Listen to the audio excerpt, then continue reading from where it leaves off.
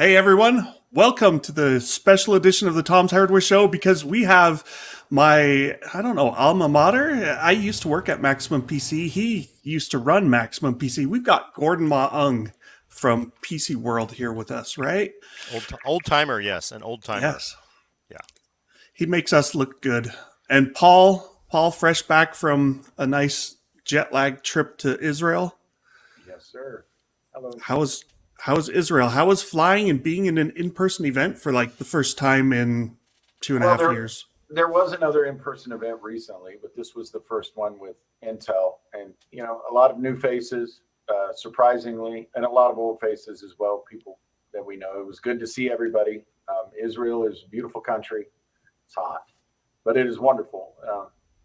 It's the second time I've been there, and I really like it. I mean, it was a great trip, but of course, basically spending like 20 to 24 hours in transit each direction is a little bit rough. Yeah, that's rough. It's worth it. It's worth it. How many days were you over there? 4? I can't even tell you anymore. I think I was on the ground about a little bit over 3 days. Oh, but the whole thing's 5 days because you've got to tack a day on either end. Full days. It's a big time commit. It is, yes. But it was worth it. We saw some really neat stuff. A lot of that we'll be writing about soon.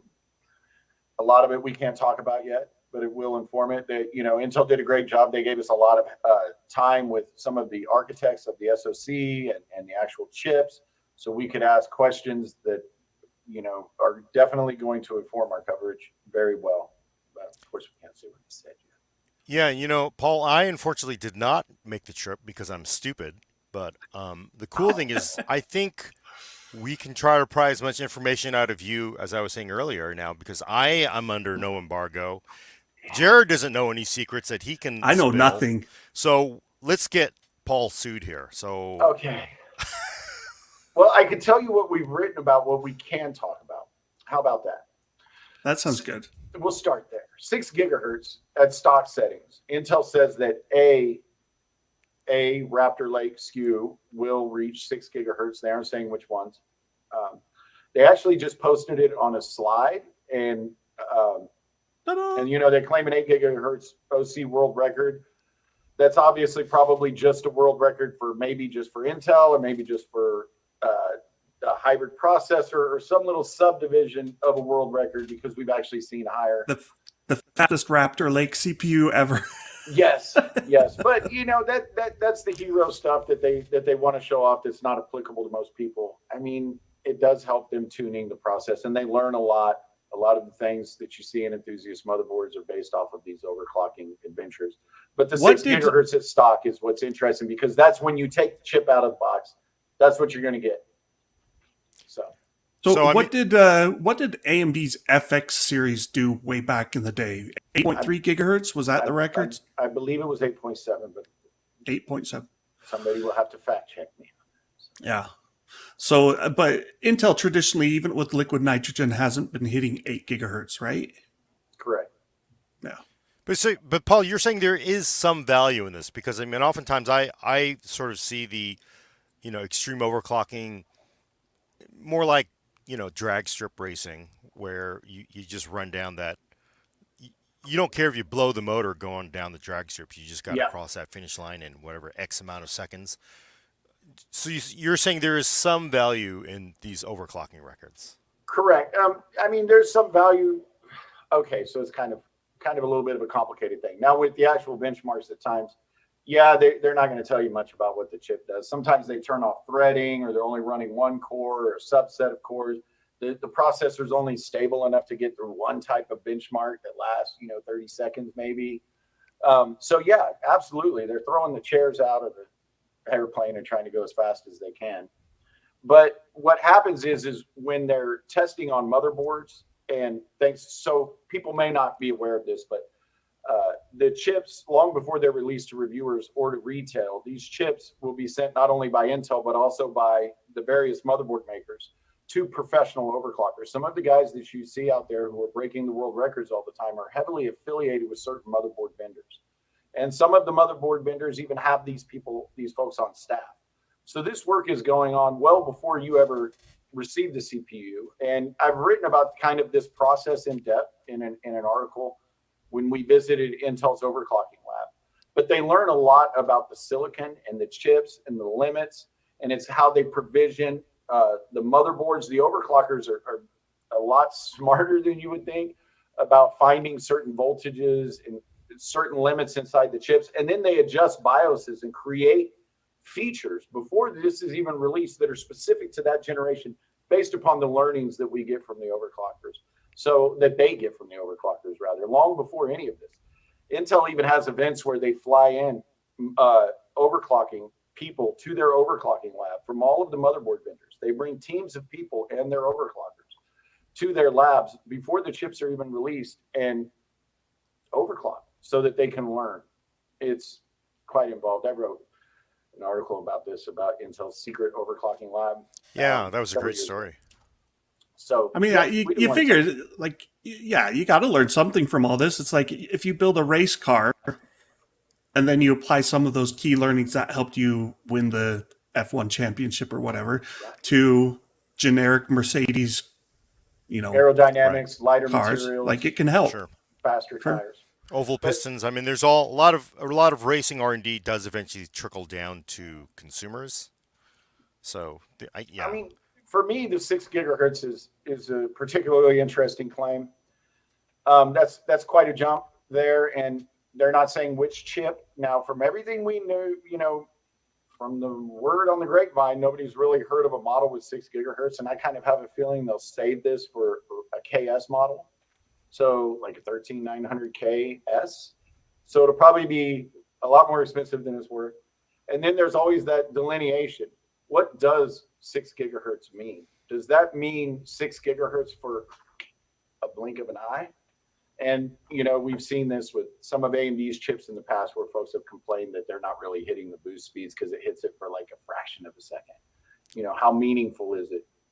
Of course, we'll have to see. Well, if it's only on one core, it's like the 9900 KS. I have had one of those chips, and in real world performance, it really wasn't much faster than a 9900K across anything. And the motherboard mattered. Like I put it in one board, and it was not hitting that extra few megahertz that it was supposed to get. Motherboard and cooling. Yeah. Yeah. Yeah, and the motherboard itself too, right? Maybe it's just not a great board, so not supplying the power it needs.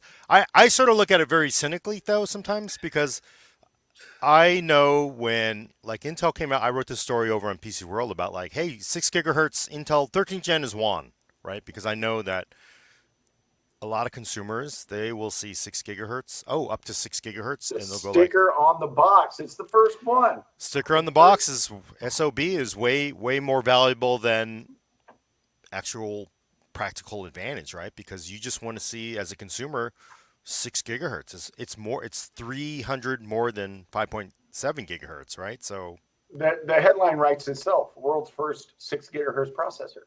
Right. The title on the box writes itself as well. And this is, yes, when you're, marketing is all about appealing to people, not always on fact-based things. So, I think that they will score a win there. Whether or not it wins in benchmarks, we won't know for quite a while, though. So, I guess the one thing though that kind of makes it a little worse for me though is like I get it because I know why there's a lot of value in big round numbers. Six is way more than 5.7, but the fact that this is a KS part rather than the K part. Possible. We don't know, but I mean, we've seen, there've been leaks of the K parts out there saying I think 5.8, single threaded under best circumstances, best cooling. But I just kind of feel like, well, that's to make that claim on only a KS part feels a little not quite as fair because I mean, on the top end Ryzen 9, we know they're claiming 5.7, so. And that's AMD, on all Ryzen 9s. Correct. Well, that's on and really, volume processor. KS is like 0.05%, if that, and it's going to cost like I don't know what percent, 50% more. Well, and even then, it's like 200 extra megahertz. When you were running at 1 gigahertz, that meant something. like, hey, that's a 20% boost. Now, like at 5.8 to go from 5.8 to 6.0, like that's almost not even measurable. It's what, a That's a great 2% point. increase? That's a great point. Percentage wise, it really isn't much. Yeah. 3.4% best case. Well, they're rolling with it, and we're going to see how well these claims pan out. And I mean, do we need like my Mora over here? I've got nine. Turn off your blur so we can see it. Yeah, 9 240 millimeter fans on a radiator that's the size of an engine block, right? I mean, I literally have it, but is that what you need? I mean, does it even make sense? So we'll see. But did they say they hit that 6 gigahertz like on traditional air, liquid, whatever cooling, or did they not say? No, they didn't. They didn't say. They just the 6 gigahertz on the slide that you see is pretty much what they said about it. They were free to reference, at least for right now. They presented that slide, and the guy went through the history here. By the time he even got to explaining that, I almost had my article done. And once he did say it, you could have blinked your eyes and you'd have missed it. So they didn't really say a whole lot about it. It's there. We're going to see it. They did say this, though. So Intel's Alder Lake has taken the performance lead over Ryzen 5000 in a lot of things. Gaming, single-threaded especially. Now, multi-threaded is really close. It kind of depends on what you do. But Intel can lay claim to fame and saying, hey, we lead by whatever small percent that they do right now over Ryzen. But they're claiming that with Raptor Lake, the first hard numbers they've given us, they're saying it's 15% faster in single-threaded performance, which is a significant boost considering the amount that they lead AMD in those metrics. Like if you look at our CPU benchmark hierarchy, you can see that they have a pretty tangible lead there. And then in multi-threaded performance, they're saying that they're 41% faster than Alder Lake, which is also pretty surprising. Of course, the first thing we're going to think is, what did you dial the power up to? But I'm not sure that they can go too much further within that socket. And then they claim overall a 40% performance scaling. They didn't give us any numbers on that we can share yet on gaming or anything like that. So that single-threaded tracks well to gaming. We'll see. There's definitely going to be a competition. It'll be a lot closer than I thought. So yeah, definitely. I mean, that's one thing. The Ryzen 7000 was kind of surprising in what they were getting out of it. To me, anyway. I didn't expect them to get as far as they did off their own published numbers, right? I think you have one where they showed some performance at the event a couple weeks ago, but yeah, it's like their claims are like really, really impressive. So it feels like it's going to be way closer than I would have expected it originally. Yeah, and a lot of it is AMD has always been power constrained. They just get to a point where they just don't have enough power to feed the cores. And this is a problem. And now they have addressed that problem. And, they're dialing up power and making it available. And when you compare that with the new process, they're going to be on 5 nanometer. And that's a game changer in terms of power. So they get a bunch of performance and power headroom from this smaller process, which requires less, but gives you more. And then at the same time, they're feeding the beast more. So these efforts kind of multiply. So they'll be fast. I mean, whether they'll be as good as AMD's benchmarks, as always, I never trust anyone's benchmarks, but from the company. But I think that it's absolutely going to be close. AMD it looks pretty impressive. Yeah, it's going to be a good battle. But I also think the other thing that's really funny is I see a lot of complaints about efficiency, and then also the complaints are like, oh, I'm really bummed they're giving up these low TDPs that I was so used to on AM4. But Yeah. they really have had to, because they need not only use that process bump, then they also need to they know kind of where Raptor Lake's going to fall. They already know where Alder Lake is. They sort of take the efficiency in process and now okay, now we really need to step on the gas to get the performance up too, right? I mean, it's just funny how both Intel, from the sounds of it, and AMD are to hell with your performance, or your efficiency needs. We're in a battle to be first here, and we got to use every tool we have. And we're seeing the exact same thing with RDNA 3 and the 40 series, the 4000 series, the coming NVIDIA GPUs. they're also pretty much just both of them throwing power out the window. I mean, AMD has started messaging and talking to folks to prepare us for the fact that their next GPUs are going to suck a ton of power. Like Jared and I were lucky enough to speak to Sam from AMD, and we did an interview, and he said, hey, power's going up because we're not getting as much from process node improvements, and we're here to win. Right. So power, I mean, what are you going to need to feed a next-gen system? That's the question.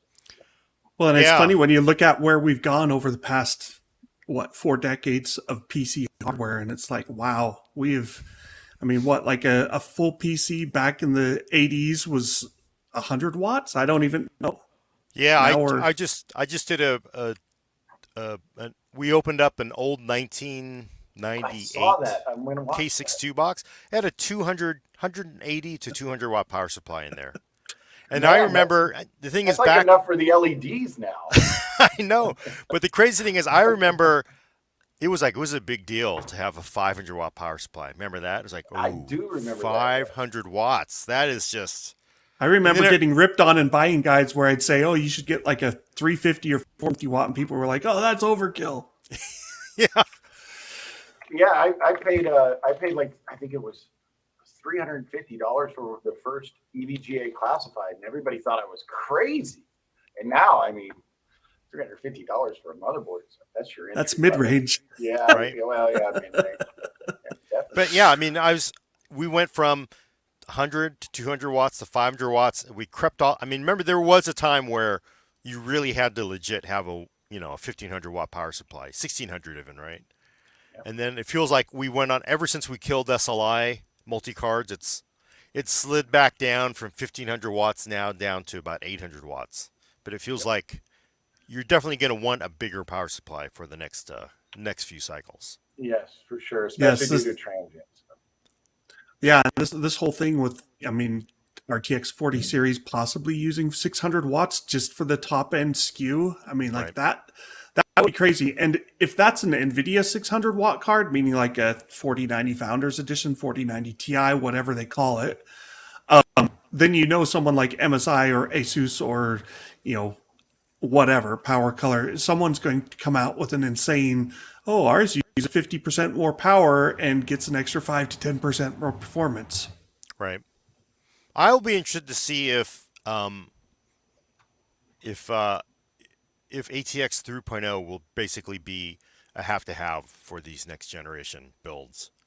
We did an interview a few months ago with Stephen Eastman over at Intel, who basically wrote the ATX 3.0 spec, and it was pretty eye-opening, and it sounds to me like that should help a lot of the problems, because when they mean 600 watts, I don't know if that means, we'll be using 600 watts all the time, or whether it's really like, we're going to peak up to 600 watts for basically all the stuff that PCI SIG and ATX 3.0 kind of address. I kind of think like I would want an ATX 3.0 power supply for the next gen parts. I would definitely recommend one for sure, because there are a lot of reasons. Got one on the way.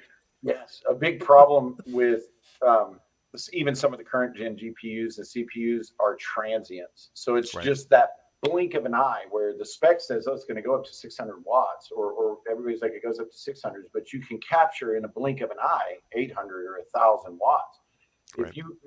I don't recall what that transient was you measured with one of the reviews on the GPU, Jared, but we've seen some pretty high transients, and they only last they're just a blip in time, right as it goes under load, but those are going to be getting much higher. And if you have CPU and GPU both stuck in crazy power. So one of the big improvements with ATX 3.0, one of the ones that really stood out to me is the improvement in transient power. They have much higher capacity to deal with these real momentary bursts that will dim your lights or shut down your computer. So I think it's important for sure. Yeah. Well, I definitely would not want an old power supply right now. Back to Raptor Lake. What if you have a 1600 watt PSU from the quad SLI days? That will be interesting, because those don't age that well. You would think that, it's got such big giant capacitors in there, it's probably good enough, but the problem is there were no rules, so you have zero idea whether it's going to hold up or not with these these with the high end build, even if it's a 1500 watt power supply. You just don't know. Yep. All right, let's go back to Raptor Lake. Okay, so one cool thing here. Here we go. They left a Raptor Lake wafer out on the table. Now, it definitely wasn't intentional because they asked that certain things not be shared from this. One of them being a close up of the dies, and I see that one of our good news editors here went ahead and zoomed it in on the picture that I posted on Twitter and showed what they were pretty much saying. Please don't show. What do we see here? Well, we do see on these dies, number one, this is not a finished wafer. This lacks the C4. They stopped at the C4 process. Without getting too complicated, that just means they haven't routed the transistors to each other. They haven't connected them, and they haven't provided power. Because when they do that, it makes the wafer shiny in a certain way that's unmistakable. And as soon as I saw it, I was like, that's not finished wafer. They're like, you're right. We stopped at C4. And it also makes it harder to see some of these structures when it is finished. So this is cool because we can see it a lot better. And here we can see 1, 2, 3, 4 groups of E cores. Now, Intel has not confirmed that, at least at the time, that their top end chip would come with 8 more E cores. But if you look to the right on that rectangular die, there's 2 stacked atop each other. Those are E core clusters, quad core. They're easy to spot. So there you go. We learned that for sure what we already know is true.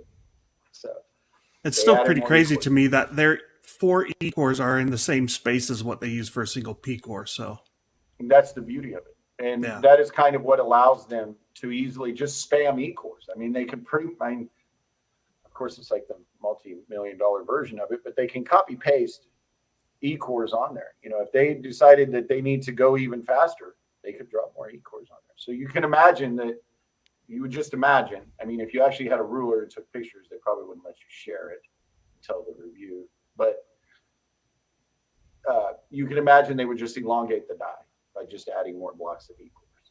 It's actually, from a technical perspective, probably one of the easier lifts that they would do when designing a new chip. So that's pretty cool. Do you think that Intel has had to sort of react, to very cynically because they obviously couldn't add core count when AMD was doing it because of AMD's methods, but it feels like Intel now is like, you know what, you want your stupid multi-core performance for consumer CPUs, we'll just keep adding them on, right? And correct. I mean, Intel E-cores are actually very, very smart, and they've been done by others, like in phones and things of that nature, and by ARM for a long time for a very good reason. And that's because it's an easy, very compact and dense way to give you threaded performance. And, Intel really did kind of lay the foundations with Alder Lake for that. And with Raptor Lake, we're going to see that come true to where they can just, okay, this is where our competitor's at. Bam, there you go. I mean, that's kind of the beauty of that idea. And of course, Intel responds to their competitors. People are always saying Intel added this feature, removed this feature because of competition. Well, of course they did. I mean, I guess the thing is, they definitely respond as well as they can. And again, because I think that's good because you have to, but it feels sometimes very silly to talk about consumer CPUs, and we're going to Raptor Lake is going to be what, 8 plus 16 probably. Yeah. And we've got 16 core 7950X. Just what the hell is the average consumer really doing with these core counts? Yeah, I think we're well beyond first gen Threadripper in a mainstream motherboard. I mean, can a 1920X, like, the first gen flagship Threadripper, can it hang with Alder Lake and Ryzen 7000 or Raptor Lake 2? I mean, I doubt it. It's pretty crazy. Who really needs it? I can agree. The majority of gamers still need to be buying in the Core i5 range, in my opinion, and not the K. A 12400 is an amazing chip. Right. I was never that impressed with 1950X Threadripper just because, I ran into all sorts of other issues. That platform was raw. Yeah. It was raw. It was like, it would be like a big muscle car, or just like they just took a sedan and put the biggest engine they could in there, and they kept the bias ply tires on there, so it could barely stay on the road, right? So Yeah, and then they didn't even tune the carburetor, and they just send it to you, right? Nope. I mean, like Nope. the BIOS problems with that or something else. But yeah, I mean, I agree. It's pretty crazy. You look even now, the 13600, I think, will be the value gaming chip from Raptor Lake. I don't know how it'll stack up to Ryzen 7000, but from Raptor Lake. So the 13400, the 12400 only has 6 P cores and no E cores, and that right now is the best value in gaming by my estimation, and by a lot of folks agree with that. The 13400, they're just adding 4 E cores. They can spam some E cores again, very easy to do. And I mean, if it stays at the same price point, that's going to be a pretty impressive chip. I mean, if you're streaming, you're gaming, and it's running on the E cores while you're gaming. How important is that though? Like streaming, like I mean, GPUs are You can doing. use NVE and C. Yeah, there's like- always that debate. Where do you want to do it? You know, I Which guess which that depends. we could get into the GPUs adding AV1 encoding support. I guess we'll have to see how big that becomes, but I Yeah, I expect know all there's of the some- GPUs will have that this coming generation. Yeah, I hear I know that there's some lawsuits going on about licensing from the committee that does Really? AV1. It's like the AO1 committee. Oh my God. Something of Well, that it's nature. kind of one of those So- things like building a graphics card. I don't know how you build a new GPU without stepping on NVIDIA and AMD patents. I don't Right. know how you build AV1 without stepping on the Fraunhofer Institute, the Yeah, there's H264, 255, 266 stuff. some people aren't real big on buying into AV1. Maybe the Samsungs and phone folks of the world, because I know all the details. I just know there's a lot of things where people question whether or not it will be updated, or how widely it'll be embraced. We'll see. Well, I mean, so if there's the whole idea of, for anybody who's watching this, the whole idea of AV1 was like, oh, there's none of the stupid IP constraints that we had with previous H.265 and the like. But if you're telling me that we're basically going to step into that same morass of lawsuits flying and royalty, what the hell Why was bother? the point? What was the Yeah. point of all this? Again, it's like, Yeah, I wish I could find the Can I interrupt you guys with something crazy? yes. I'll Of post course. it to chat. is so that it the Pentium news? no, it's the EVGA news. Oh, I got to see this. Oh man, It's at the No, bottom. are you when did that serious? happen? Is that This, real? so this is being reported by Gamers Nexus and Jay's 2 cents, and they're saying EVGA is leaving the GPU market because it sounds like they're pissed off about NVIDIA's Founders Editions, the way Founders Editions are now competing so heavily with the add-in boards that they're done. I don't know. Like, it's Wow, breaking that's news. Something. That's but insane. That is I just saw really our big. people talking about this. I'm like, what? So, yeah, I guess EVGA won't be sending me an RTX 4090 sample. Well, I mean, the thing is, like, EVGA has long been NVIDIA only, right? That's an Yeah. NVIDIA only shop. Of course, they've branched off into power supplies and motherboards, but I would bet the bulk of their business is still in graphics cards. You would they're think. still one of the premier GPU makers is EVGA. So Me and, for them to say they're stepping away from NVIDIA, it feels like they're going to run Well, into somebody else's arms, right? So Gamers Nexus reportedly is saying that they're not going to make ARC or AMD GPUs. So I mean, this is just something they had a special meeting that I'm kind of sad that we weren't invited to, but we're not the cool kids, I guess, anymore. So they said yeah. that they're not going to do AMD either. that's what Gamers Nexus is reporting. That they said they're not doing AMD, they're not doing ARC, Intel. This is Wow. and me and actually Ian. I guess cryptocurrency is dead, and so, or at least dying. It's the death throes of mining, and so that hurts. I don't know. It's crazy. That's crazy. That is It's- surprising. The other thing too is like maybe this sort of just speaks of how much turbulence there is in GPUs, because I mean we went from give us every single damn GPU you can make to suddenly I don't want a single one, and by the way, all the ones I bought from you I'm going to be selling for half the price I paid for them. I mean, it's going to be a bloodbath everywhere. I mean, I kind of wonder if EVGA is like, we have nothing to lose. We have nothing to lose if we just Well, if we and you take know a who break. if you want to buy a new graphics card right now, an NVIDIA chip, EVGA is the place to go because their RTX 2060s are like 230, their GTX 1650 is like 170. Like they're the cheapest NVIDIA cards right now by far. And so it's like, do they just have a lot of stock that they're trying to get rid of, or are they done and they're like, we made a Liquidation grundle of sale. money? Hey, Yeah, everybody quick, EVGA.com. Buy a yeah. GPU. No, I'm kidding. I mean, it's weird because yeah, I didn't see that one coming at all. Yeah, Anyway, that's huge. And with their motherboards on the motherboard side, they're always kind of, or at least recently, they've been kind of late with each generation. Yeah. They kind of lag when the launch comes. yeah, what are they going to do instead of graphics cards? That's what I'm not getting. Yes, that's surprising. Is there more money to be made doing motherboards than graphics cards? Maybe they can work on making mice and power supplies. But the headline on the GN video is EVGA terminates NVIDIA partnership cites disrespectful treatment. Well, there's always. Unfortunately, I can't watch. Unfortunately, you kind of hear things about this. You always have to be careful with that, but you kind of always hear things about this in the wild, right? I would say, like, it depends upon what area you're covering, but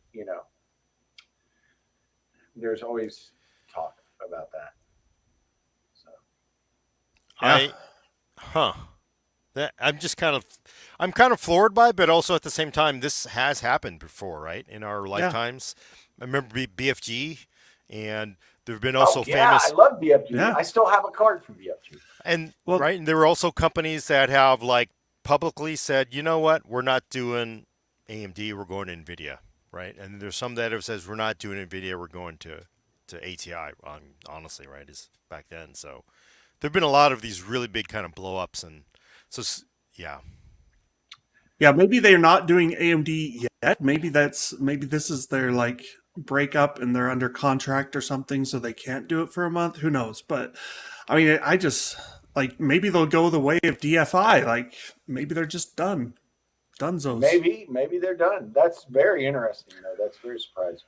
Yeah, and let me just, because I think it's worth discussing. I'm just going to read. Should I read off the synopsis on the Gamers Nexus video? Is EVGA has terminated its relationship with NVIDIA. EVGA will no longer be manufacturing video cards of any type, citing a souring relationship with NVIDIA as the cause. Among the other reasons that were minimized, EVGA will not be exploring relationships with AMD or Intel at this time, and the company will be downsizing imminently as it exits the video card market. Customers will still be covered by EVGA policies, but EVGA will no longer make RTX or other video cards. The company already made 20 EVT samples of 4090 FTW3s, but will not be moving in production, and has killed all active projects pertaining to cards, including Kingpin cards. Maybe they are looking at it and saying, what's our value add? Now, this is something Jared and I have discussed probably a million times, is the difference between some of these cards now with these custom cards is getting pretty slim. I mean, what's it cost EVGA to make a Kingpin card? Not just manufacture, but actually the R&D and the effort that goes into making this special overclocked version. And then it's like, do they get much? Do they make that back? And maybe they haven't. Maybe there's been bad business management. I don't know. It's just weird. Like after the last 2 years, you would think that EVGA, like others, have made a lot of money off the graphics card market, but maybe MSI and Asus and Gigabyte were all selling to the miners directly, and EVGA didn't get enough supply to do that. I say that jokingly. I have no idea. So right, it's just really, really crazy because you would think they would be flush with cash right now after 2021. Right, because a lot of the board vendors, they usually are used to very slim margins, so they have really nice fat margins over the last couple of years.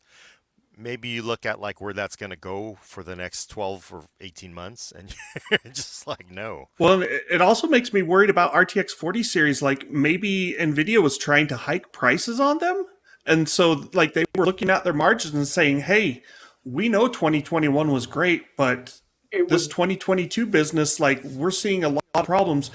And if they were paying say $500 for a 3090 Ti GPU and memory, and now Nvidia comes and says, no, we want you to pay $1,000 for a 4090 GPU and memory, like that kind of a price hike would be really hard to absorb. And again, those are just numbers I'm throwing out, but you have to wonder. I would assume that Nvidia might be tempted to charge a big premium on its next series of graphics cards simply Well, and they're because they have paying so more many for they need to get rid of. And they're paying from more the for previous TSMC's 5 nanometer. They're paying like everything has gone up in cost. And it's like, well, they don't just want to make the same percentage. They would like to make a bigger percentage. So who knows? Yeah, Wow. there's definitely a lot more to the story. But it has happened before. People get really pissed off. And, especially when you're talking about money. Yeah. Clearly, there's just something NVIDIA wanted them to eat. It's like ARM and NVIDIA said Qualcomm. no. It's almost like the two CEOs, like just somebody got mad and said, you know what, man, I'm throwing the nuke, right? Let's destroy both of us in the process. ARM suing Qualcomm is Right. kind of similar in my opinion. It's like somebody just got mad and said, Yeah. We've totally Screw lost good Raptor business Lake sense. now. Boom. EVGA has killed Raptor Lake discussions. Sweet. Well, breaking news because No, I know, like, breaking news, and like it really is a bombshell because EVGA is a really really big NVIDIA partner, and they're the biggest, is what I would say. I would imagine. I would imagine. Like, I don't know if they basis, ship more than. Yeah, I don't know if bigger than Asus, but I'm saying like when you think of Nvidia, like most not hardware people, like not us three, but like your people on the street, they seem to know EVGA as being like the premier Nvidia partner. Well, Like, I've seen so many people. EVGA is like the OG enthusiast brand, right? Yeah.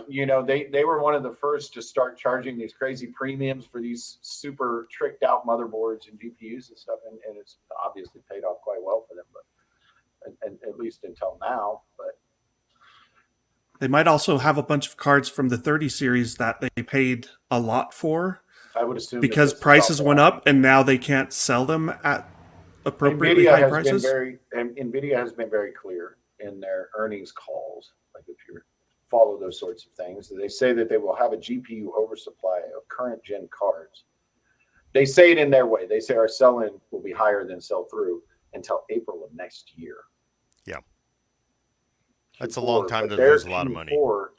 I think a lot of people misunderstand. Their Q4 is not the end of, it's the fiscal Q4, which is the end of April. So that's a whole lot of old cards that aren't going to be worth anything because the miners are, they're just dumping them on the market. Somebody was tweeting out images of the other day of these mining rigs that are popping up on eBay. Oh my! Are they finally coming down in price? Because when I looked a couple months ago, they didn't want any. They were not going to discount any of that used hardware. Yeah, let me see if I can find. I think the end of Ethereum has like that's going to change things rapidly because, I mean, like if you look at what to mine or nice hash and you say, hey, how much can I earn on mining? 2 days ago, a 3090 was still doing $2.50 a day, and today it's doing 6 cents. Yeah, so really, like it's fallen. It's dead. And most of the cards, like an RTX 3080, according to what to mine, is in the red. It's losing 10 cents per day after power. You can get a full crypto mining rig with 12 RTX 2060s for $6,200. What do you think of that? That's a rip. That's horrible.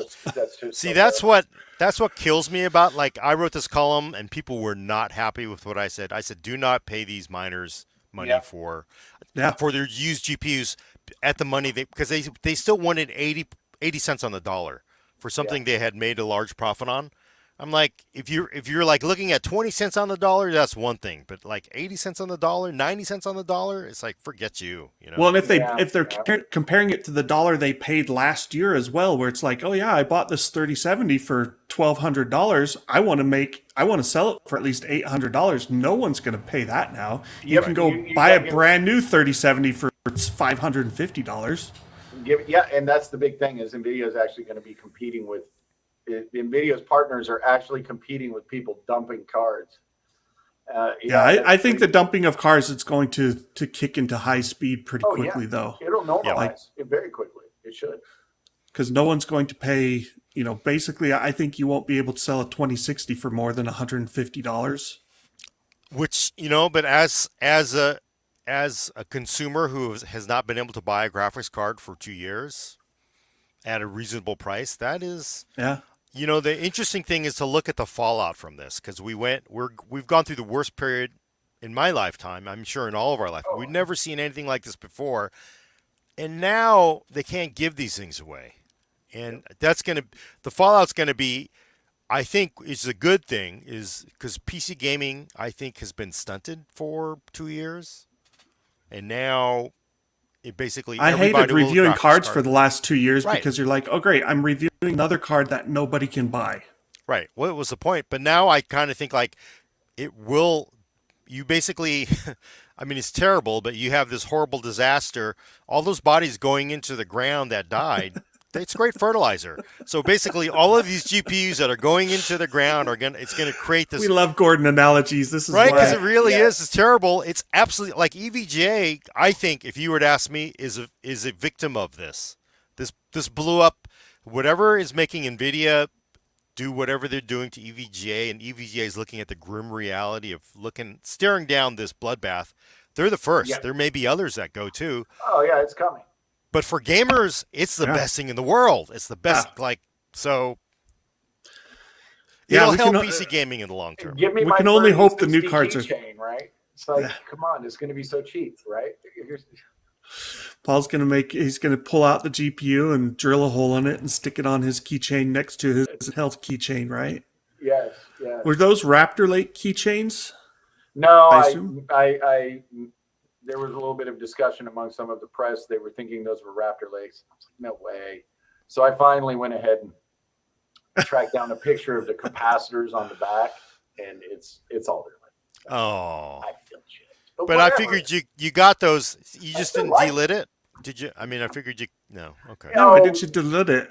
Folks were on Twitter were asking me to delete it. No, I'm going to keep it. It's going to go. You remember the Threadripper they sent to everybody Yes. that has the site name on it? It's going right there next. Oh, that's nice. I was I just, had one of those. I was that- just kicking myself for not going.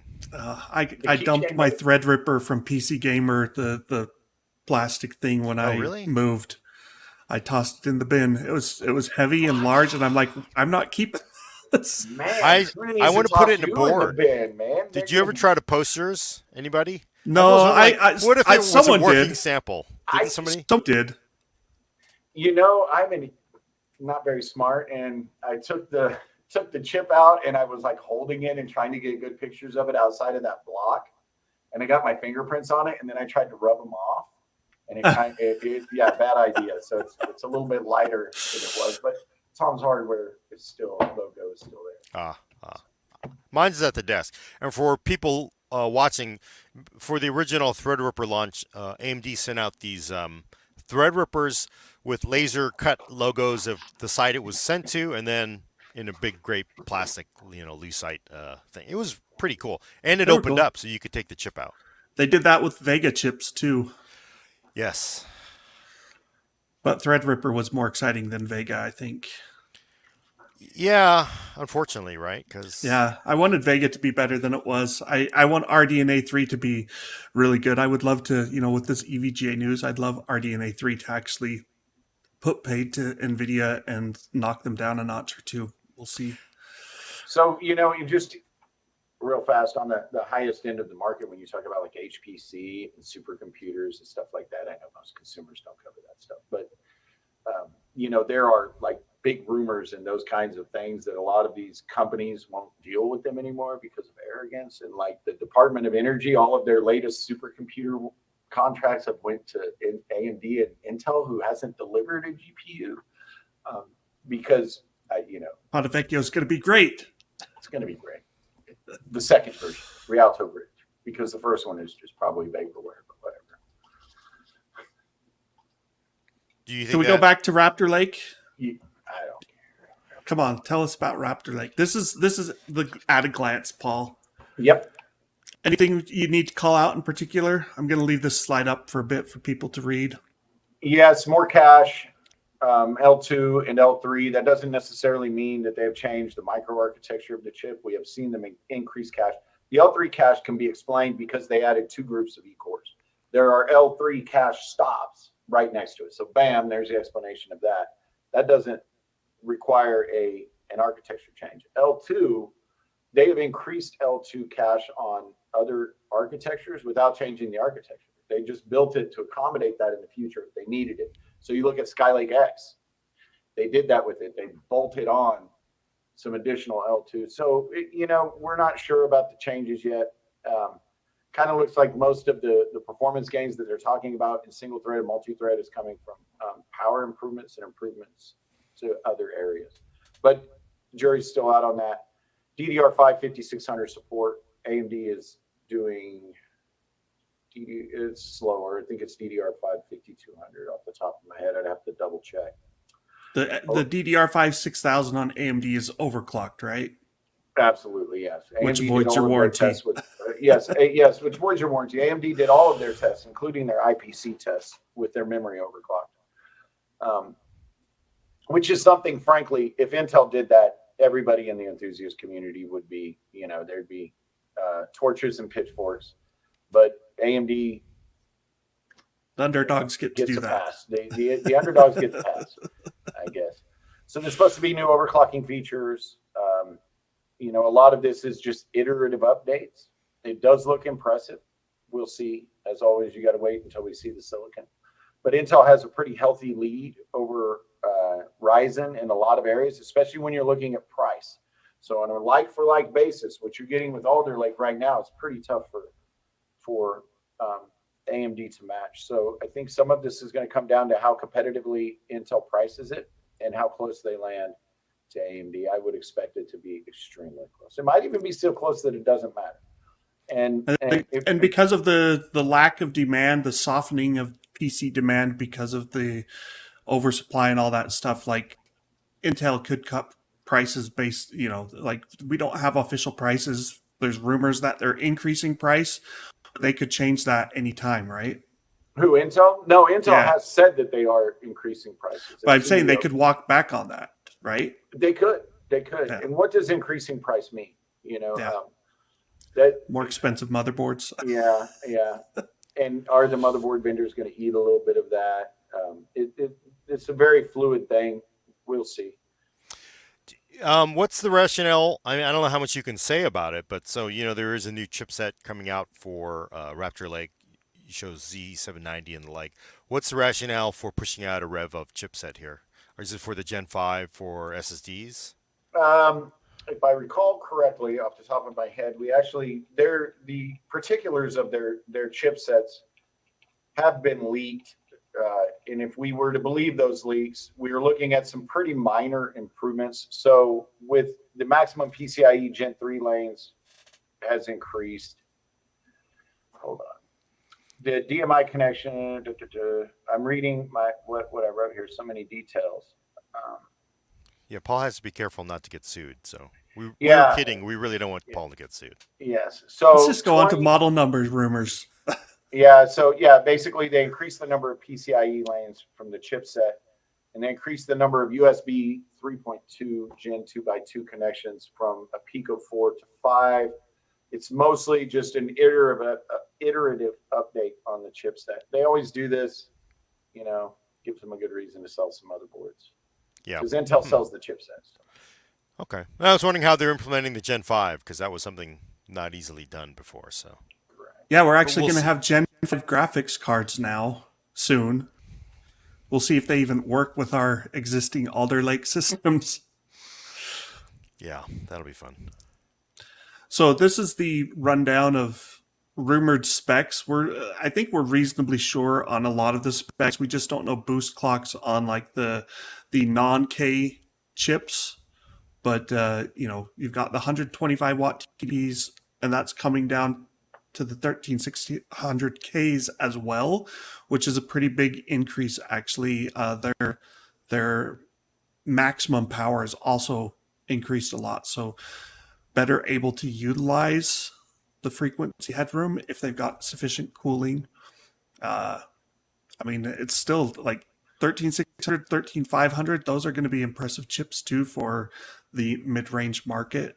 So here's what's funny. AMD is not increasing core counts, but Intel continues to increase core counts now. And at the same time, the frequency wars have begun again, I would say, but the core wars are still going on. So I think that's very interesting because, I mean, Intel technically has a core lead now, I guess you would say, but they're continuing to add more cores, and they're adding them further down in the stack as well. And that's the big difference there. You look at the 1600K, now it has 4 more E cores. 13400, as I mentioned before, should be a killer gaming chip. If they keep it at the same price with 4 E cores added, I mean, that's going to help in a lot of other things. It'll make it a much better all-rounder.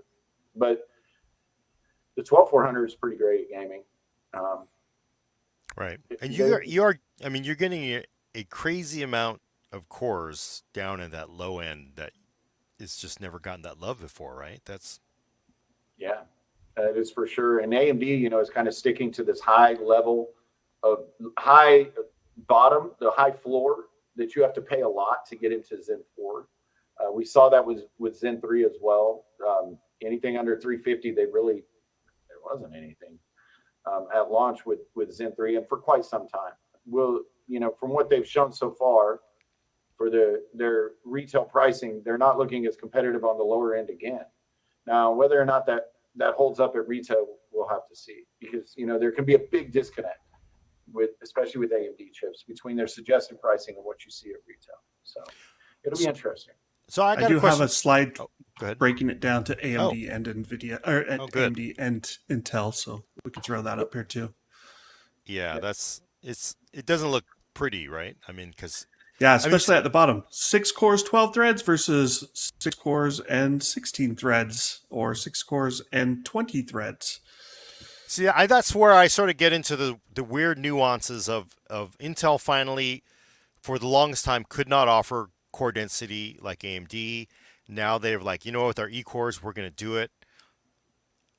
Even though, again, if you're down at that Core i5 level, do you really need 16 cores? Whatever is it, or 10 cores? I mean, it's just the thread count is crazy down there, and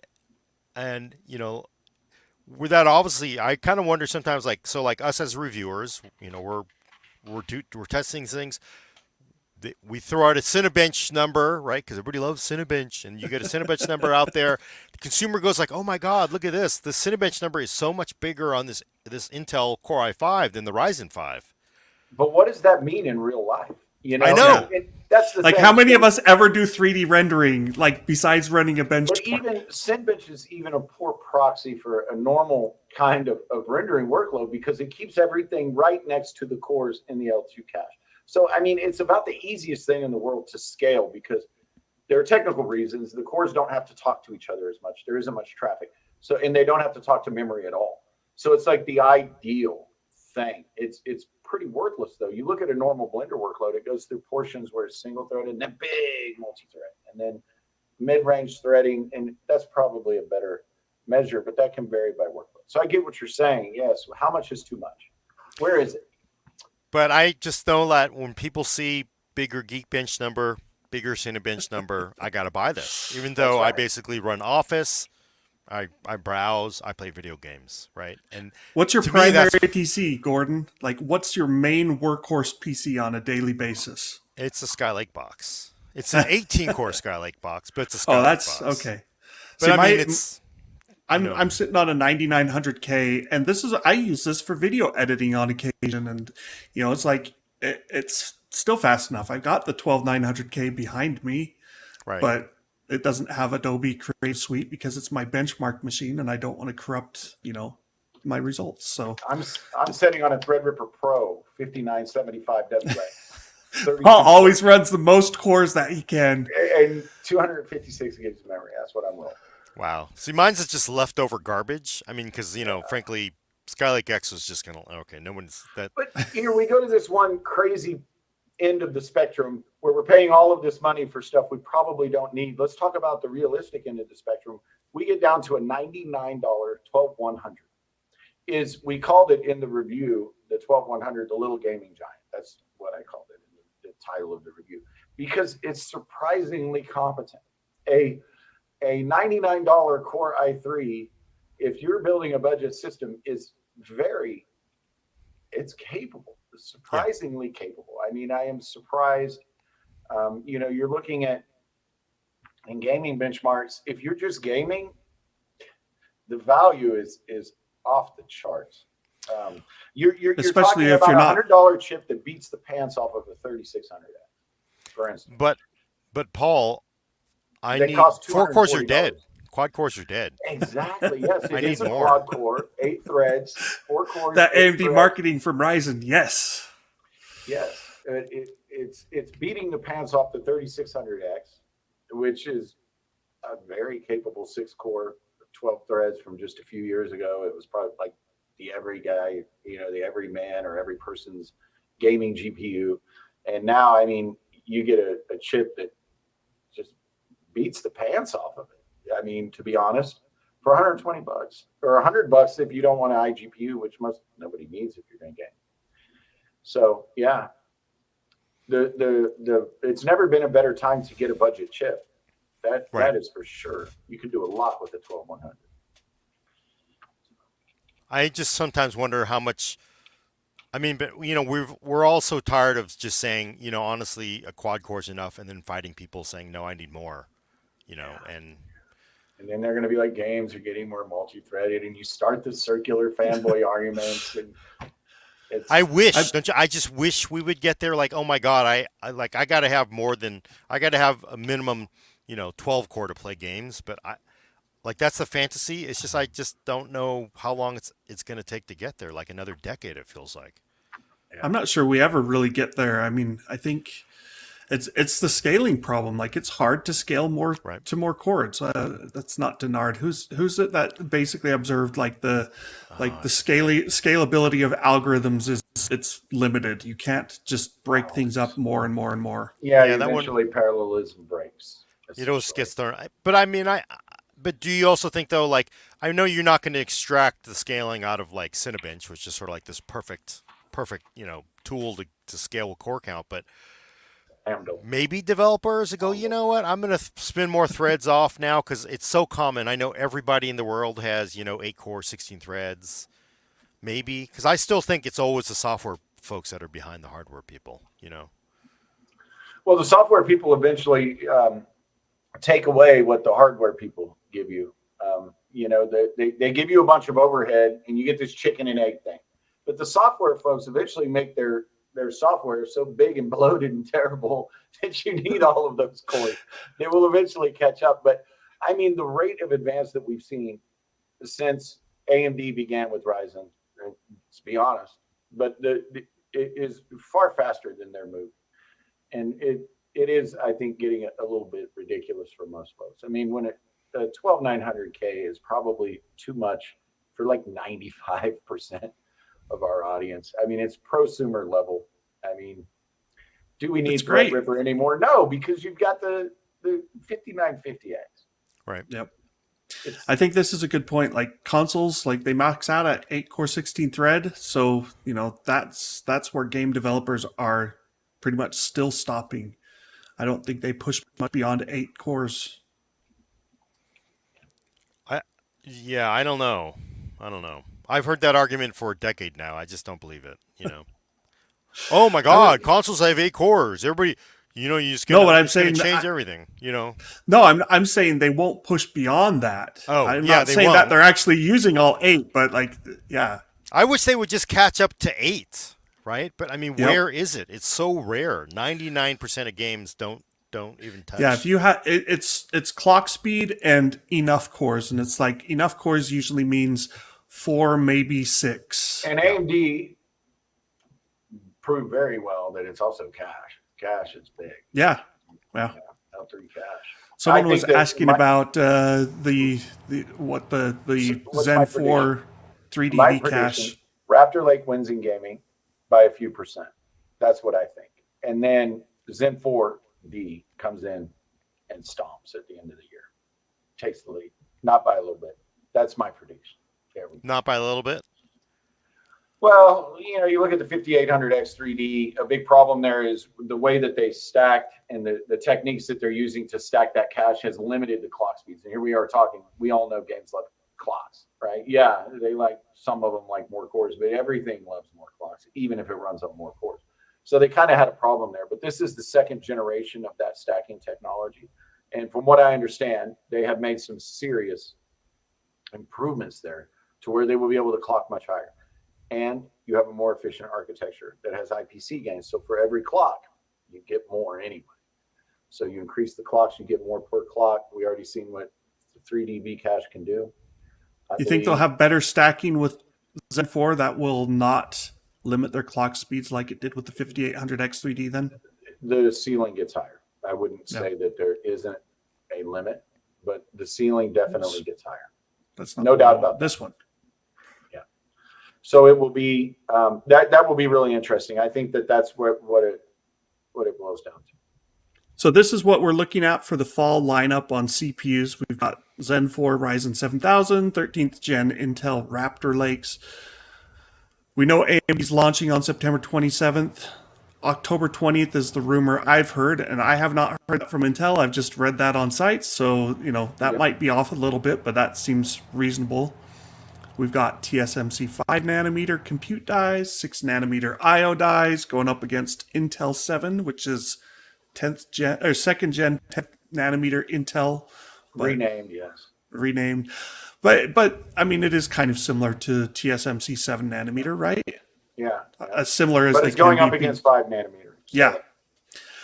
We got 16 cores AMD, 32 threads versus 24 cores and 32 threads. What happened? Clock speeds, peak clock speeds, 5.8, 5.7. That's like nothing. I need to fix that chart because I say rumored there. It's actually confirmed now. So it is confirmed now. Oh, okay. Yeah. Okay. Yeah, they just haven't told us which chip. Power, Intel's actual base power is lower now, theoretically, but we don't know the actual power limits on the Zen 4 stuff, right? We'll have to see how they behave, basically. Mm-hmm. DDR4 versus DDR5, or DDR4, DDR5 on Intel, or DDR5 only. What do you think about that, Paul? Is it time to ditch DDR4 if you're running Intel? Oh, gosh, that's such a loaded question. Now, the pricing on DDR5 has come down, but the problem is when you get a burst in demand is when you're going to have a problem. And when are you going to get a burst in demand? Right when Intel and AMD are releasing chips. So the future to see that is pretty hazy. Now, we aren't seeing the kinds of premiums that we've seen in the past. But for now, I think it would be safe to say that you are going to pay more for DDR5 on a per gigabyte basis. But I mean, like if you're doing 32 gigabytes, closely, it's not nearly as bad as it used to be. For sure. Yeah, it's $100 extra if you're doing 32 gigabytes, more or less, right? So, the last time I looked at it, it was that. But the market's in crazy flux right now because we went from this massive shortage to this massive oversupply. So, I mean, the market is extremely volatile anyway. And then you have big launches coming up. One thing is the server guys were all supposed to be switching over to Sapphire Rapids, which is DDR5, like last quarter. So the memory makers have been ramping their DDR5 chips for that. And well, now it doesn't materialize. Sapphire Rapids is next year. Sapphire Rapids is like the chip that never comes. They've delayed it like 42 times, but they thought they were there. Now it turns out they're not. So this should create an oversupply because when you're talking about the server folks, how much they buy, right? They buy by truckloads, cargo ship amounts almost. So there's so many factors. I can't predict. If I could, I wouldn't be working at home. I made an error on my slide here. This was information from Paul. I added in graphics. That's not 32 RDNA 2 CPUs. It's 8, I think. Maybe not even 8. I couldn't tell you. Yeah. So ignore the AMD Yeah, 32 CUs on. I got excited and I was like, yeah, they're XP EUs and CUs. They're the same. No, they're not. All right. Die sizes. 4,700. Unofficial die sizes. This is leaked information, not leaked by us, but like other people have shown pictures and stuff. It's more cache and 8 more E-cores. Looks That like seems they like the stretched primary. it. Yeah, that seems like the only real change. Like some people, Paul's called them Raptor Cove instead of Golden Cove, which was in Alder Lake. Do we actually know if there's a difference in the core architecture? Not that Like- Intel has said publicly. So the main thing is they've just taken Golden Cove and added more L2 cache. It sounds like. I mean, we'd have to wait until Intel says something definitive, but I don't know. Paul, come on, you could Still tell up us. in the No one's air, listening. man. No one's. It's fine. You could tell us right now, and All good. Let's see. We've gone over this. These are early benchmarks that have come out online. So this is, Look, take these that with a tracks grain of pretty salt. decently with what Intel said publicly at its Yeah. event of about a 41% increase in threaded performance. I haven't looked at these since they made that thing. That actually tracks pretty well with that. And then when you're looking at single threaded, they're saying, what was it? I said 15%. You're looking at 9.4 in CPU-Z, which is basically worthless. It doesn't scale well. Geekbench one threaded is it's getting in the range. Cinebench one thread is 13.7. You're getting in that area. So yeah, looks surprisingly close to their claims. And then we've also got this. This was AMD's published data. So you can see AMD's 12900 score was higher than the slide we just showed. But this was AMD showed these for single threaded Geekbench, which, as Paul just pointed out, is super worthwhile. His words exactly. Geekbench is like, it tells you nothing. Don't get me started on Geekbench. It tells you how things run in L1 cache. Yes, it will take me longer to explain to you how bad Geekbench sucks than how long it takes it to run, because it doesn't do anything.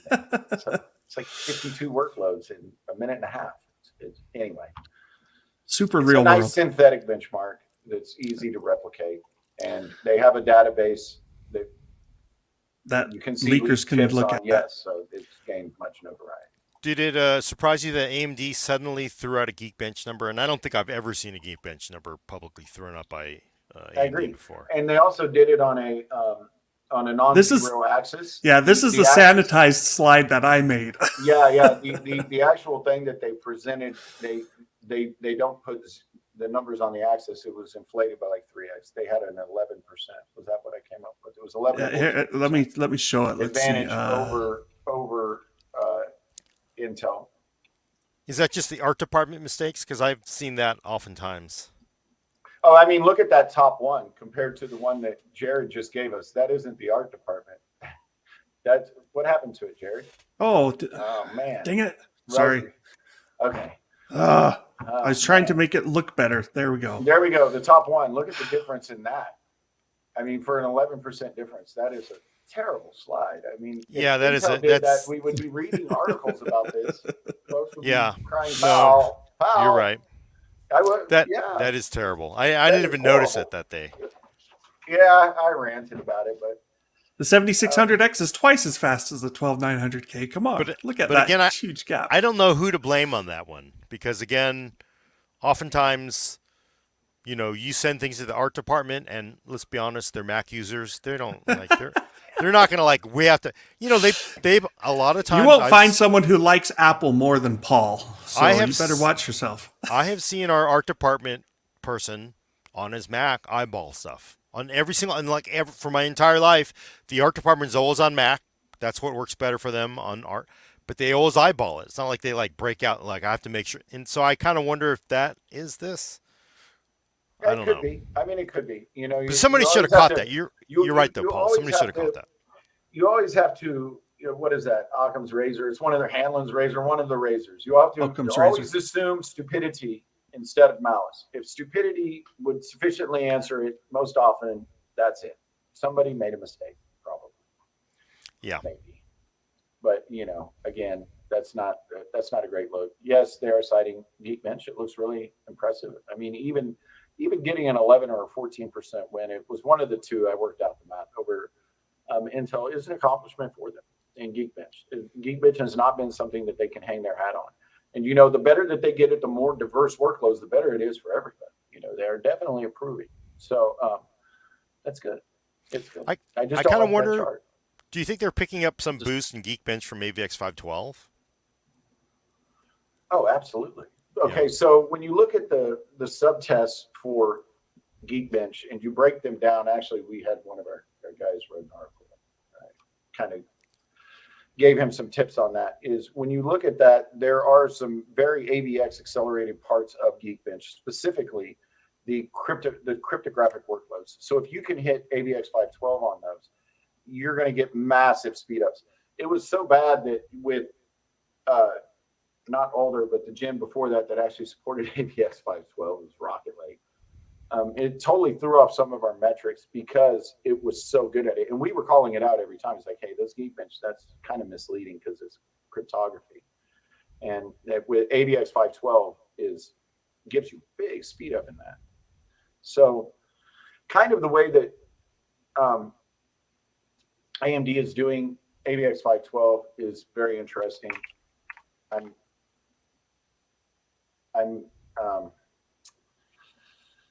I don't recall exactly what they've shared publicly, so I better shut up. But Yeah, I'm trying to think of it. I'm not their trained media person. You can tell Gordon and me. We won't pass it on. well, I don't want to step on the same hand grenade too. Yeah. There's a lot of details. So Yeah. it's interesting. It is interesting. We'll just say this: AMD is doing a lot of smart things.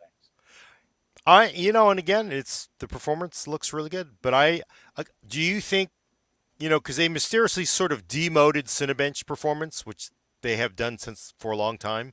They sort of mysteriously demoted it feels like, at the launch event.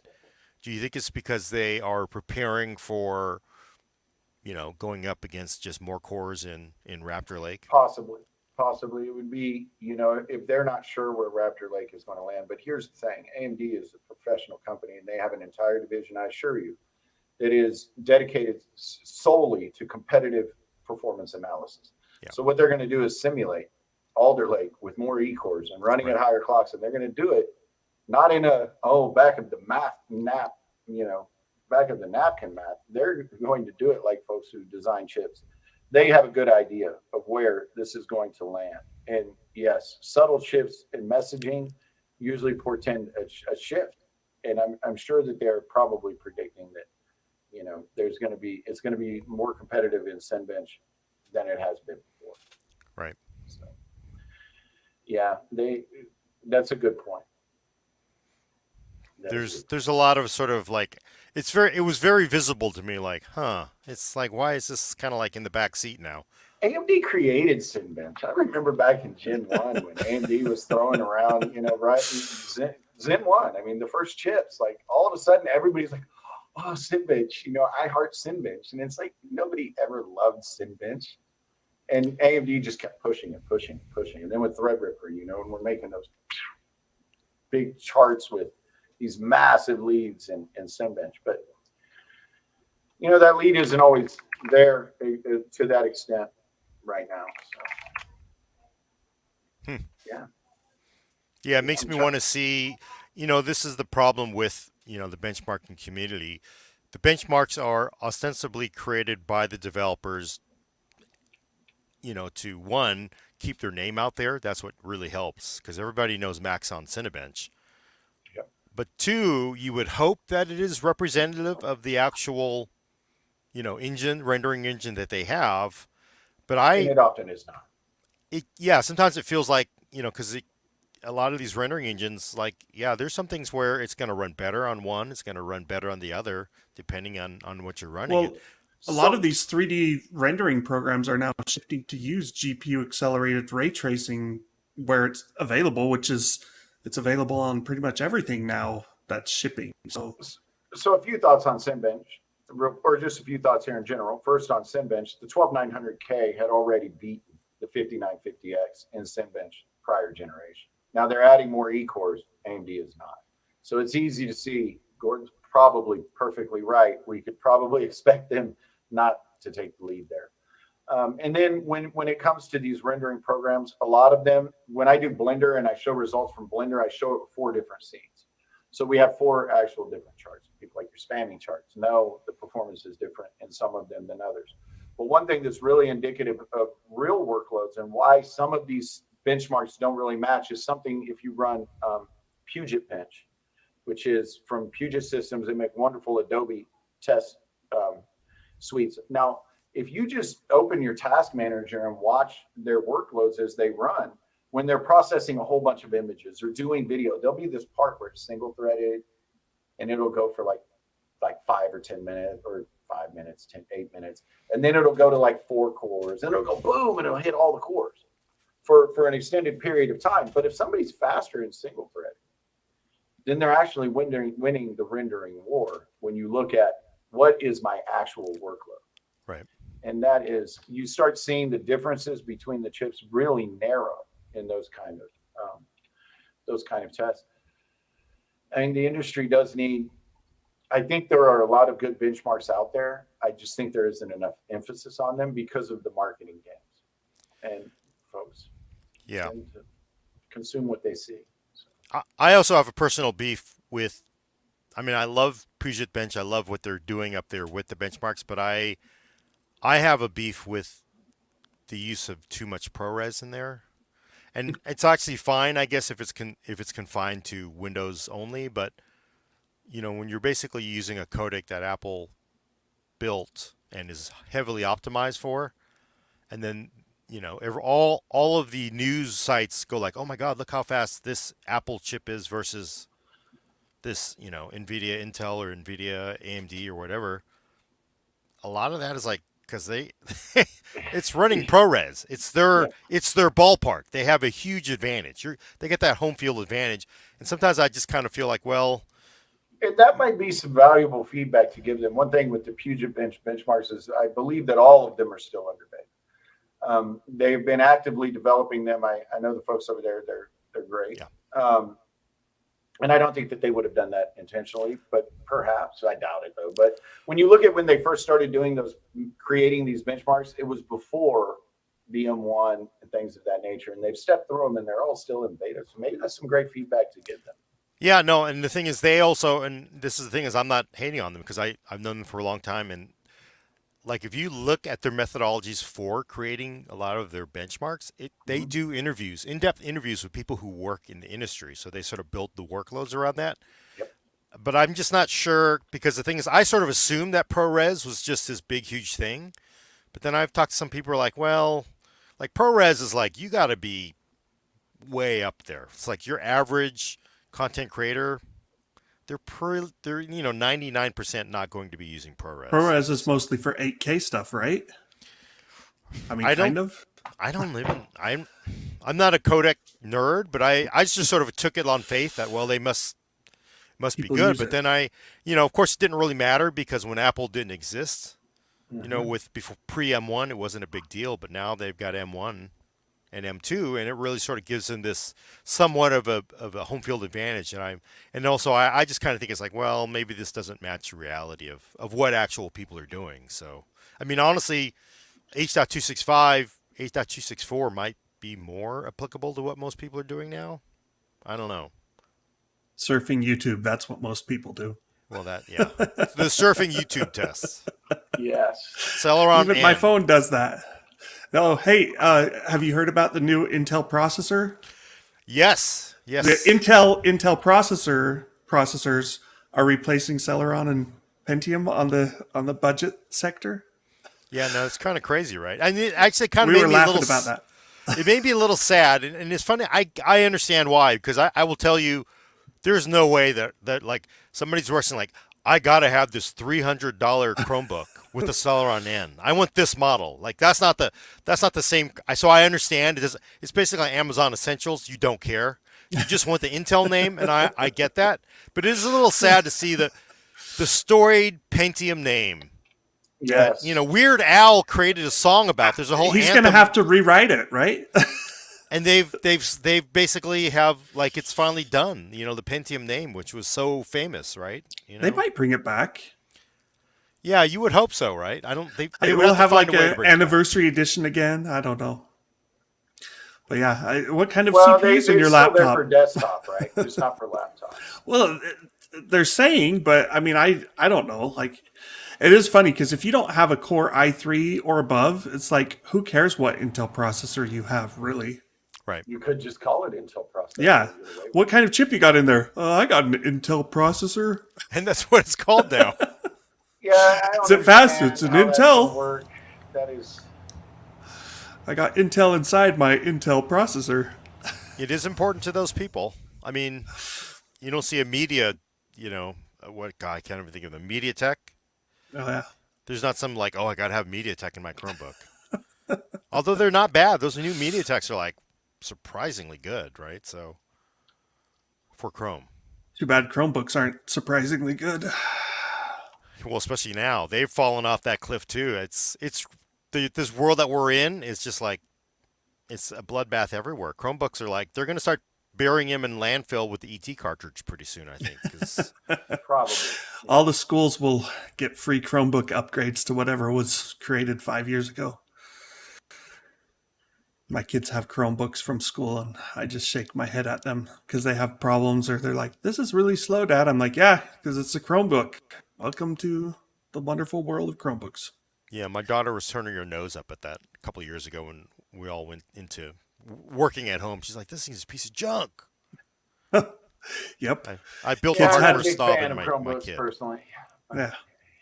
Kids couldn't get on their calls last year because their Chromebook didn't work well. Yeah, I had that. You know, I understand Chromebooks for what they are. I think they're actually pretty useful for some things. Would I ever want to drive it full time in my life? Probably not. But I mean, maybe it's something I would bring if I were going into like visiting a country where I was certain they were going to steal my laptop. Then Your Chromebook burner would be perfect. laptop. It's your burner laptop. it's sure Yeah. and honestly for K-12, it's a good tool for that. But There's definitely folks who can use it. My son has one. It does just great. Paul, did you take your benchmarking stuff over to Israel, or did you finally back that idea? I decided not to. I was afraid. And it doesn't matter what I needed did not arrive until 3 hours after I got on the plane. Oh, nice. Good thing you didn't ship it over.